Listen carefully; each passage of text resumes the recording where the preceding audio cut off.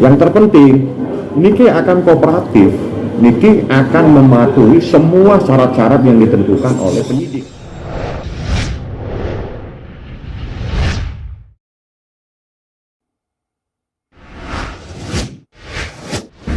Bahwa bukan dibebaskan ya, jadi tidak dilakukan penahanan itu beda dengan dibebaskan. Kalau dibebaskan itu pernah ditahan terus dikeluarkan, atau pernah dihukum terus dibebaskan, itu namanya. Tapi kalau Niki tidak ditahan, artinya dari awal tidak dilakukan penahanan. Karena Niki itu, saya mengajukan permohonan ke Kapolresta Serang Kota, yang pada intinya bahwa Niki ini adalah single parent, bertanggung jawab terhadap 3 orang anaknya yang masih kecil-kecil, dan sekaligus dia adalah pencari nafkah satu-satunya.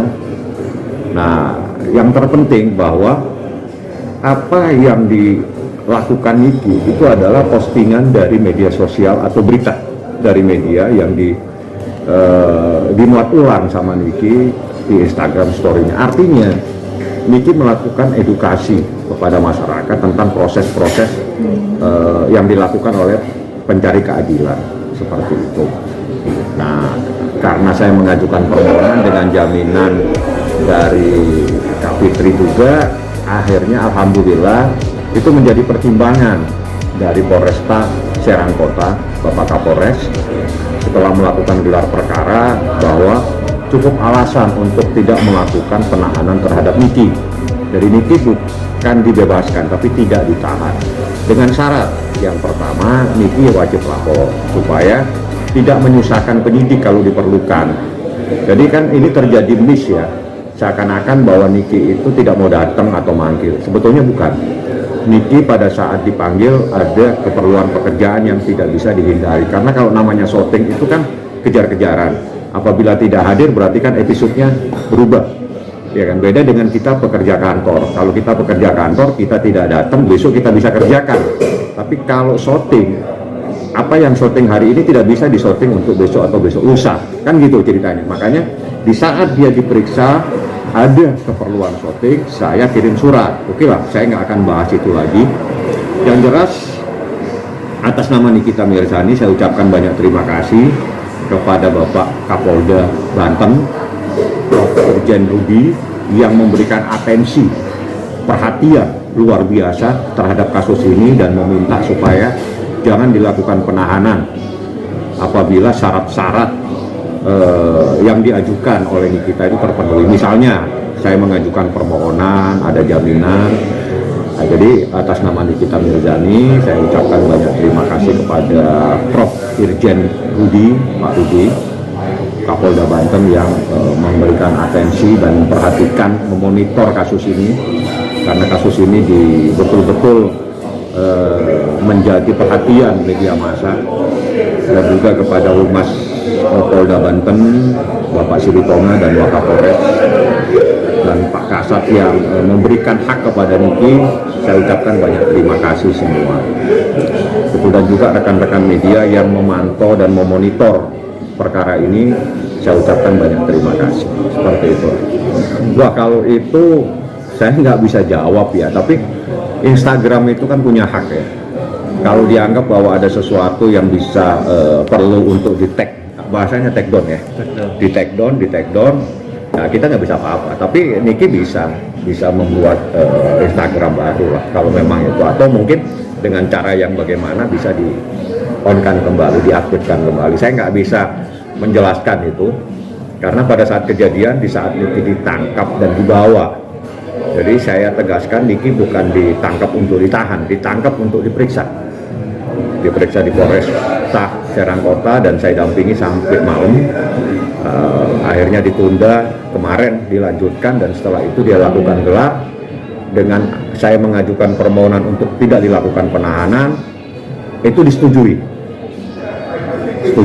dan alhamdulillah Niki tidak ditahan. Jadi bukan dibebaskan, tapi tidak ditahan, seperti itu. Wajib lapor itu datang lah ya pada jam kantor. Jadi dalam tenggang waktu jam-jam itu Niki harus hadir memperlihatkan diri. Biasanya itu nanti dibuatkan berita acara.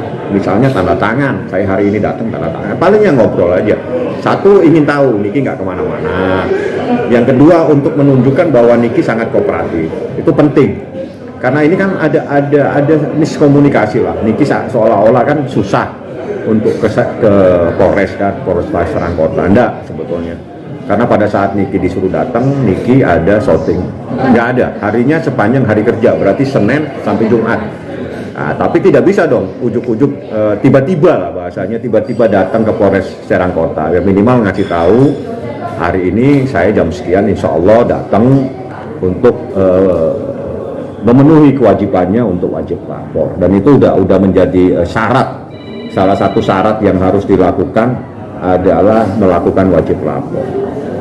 Hari ini mau datang, hari ini terus tiba-tiba datang ya, minimal ngasih tahu lah, saya hari ini nggak bisa, saya minta waktu besok, beritahu. Tapi dalam waktu seminggu ini wajib sekali datang untuk memperlihatkan Niki tidak kemana-mana. Ada itu syarat lah, syarat supaya dia tidak ditahan itu adalah wajib lapor. Karena kan ada sebuah kejadian di mana Niki beberapa kali dipanggil tidak bisa hadir. Nah nanti biar ini ditunjukkan bahwa sebetulnya saya bisa hadir. Dan Niki sudah komitmen untuk itu dan harus dilaksanakan. Bang, soal kabarnya penyidik diganti seperti apa Bang? Oh itu terkait dengan pengaduan ya, pengaduan Niki yang dikabulkan. Saya pikir saya tidak mau membahas itu lagi karena itu adalah persoalan yang berbeda dan kontradiktif. Kalau saya bahas itu, di mana saat ini saya membahas bagaimana proses Niki tidak dilakukan penahanan. Jadi karena Niki tidak dilakukan penahanan karena rasa kemanusiaan, jadi itu catat ya, karena rasa kemanusiaan, atensi juga dari Bapak Kapolda selaku pimpinan untuk wilayah Banten dan juga Bapak Kapolres, mereka memberikan atensi, diperhatikan, dipertimbangkan, dilakukan gelar oleh penyidik yang pada kesimpulan akhirnya tidak perlu dilakukan penahanan. Jadi bukan ditahan, bukan dibebaskan. Tidak perlu dilakukan penahanan dengan syarat A, B, C, D. Dan itu dipenuhi. Tidak ada negosiasi. Yang ada surat saya tunjukkan kepada Kapolres. Saya menjelaskan bahwa ini kasus tindak pidana pencemaran nama baik. Ya, kalau menurut putusan Mahkamah Konstitusi dan juga putusan undang-undang bahwa ancamannya adalah 4 tahun, bukan undang-undang yang lama. Nah itu siapa? Pencemaran nama baik, bukan kasus pembunuhan, bukan kasus narkoba, bukan kasus teroris. Mohon menjadi pertimbangan untuk tidak melakukan penahanan dengan alasan Niki adalah satu-satunya pencari nafkah di keluarga. Yang kedua, Niki mempunyai anak 3 yang harus dibiayai. Nah, yang terpenting, Niki akan kooperatif. Niki akan mematuhi semua syarat-syarat yang ditentukan oleh penyidik. Misalnya wajib lapor, ya akan wajib lapor. Misalnya saya perlu memeriksa, Niki pasti akan datang.